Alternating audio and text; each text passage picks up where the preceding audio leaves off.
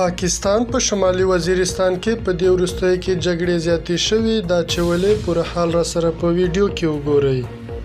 سلام ستړي مشئ زموږ پښتو نیوز چینل ته ښه راغلی. سرچینې وایي جګړې په داسې حال کې زیاتې شوې چې هوایي بمبارونه په وزیرستان کې په بې ګناه خلکو کیږي. پاکستانی لوړپوړی طالب وایي موږ په داسې حال کې خپلو جګړو ته دوام ورکوو ترڅو چې پاکستان دولت له خپل داسې کړنو لاس وانخلي. که چیرې دوی له خپلو داسې جنایت نور ترسره کړي موږ به په ټول د پاکستان په ګوټ ګوټ کې خپل عملیات ترسره کړو. مننه چې له موږ سره وئ. که زموږ ویډیو مو خوښ شوي زموږ چینل درسره سبسکرایب کړئ.